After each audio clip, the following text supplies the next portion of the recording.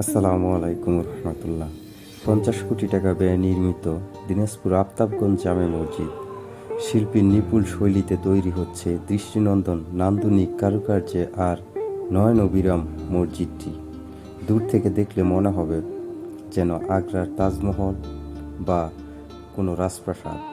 অপরূপ সৌন্দর্য আর চোখ ধাঁধানো ডিজাইন মিশ্রণে গড়ে তোলা এই মসজিদটি ছড়াচ্ছে আলো ঈশা।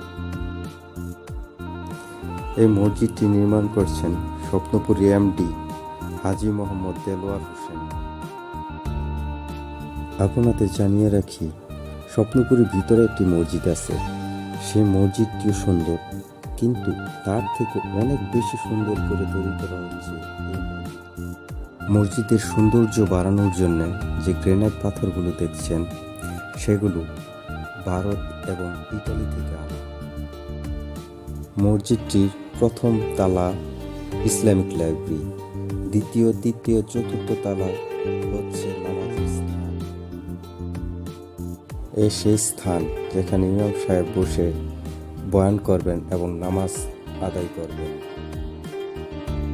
দেশের বিভিন্ন স্থান থেকে পর্যটক আসে এই দৃষ্টিনন্দন মসজিদটি এক পলক দেখার জন্য। আবার দেখা হবে কোনো এক ঐতিহাসিক স্থান নিয়ে। সে পর্যন্ত আল্লাহ হাফেজ। ভিডিওটি যদি আপনাদের কাছে ভালো লেগে থাকে তাহলে লাইক, কমেন্ট, শেয়ার এবং সাবস্ক্রাইব করে যাবেন।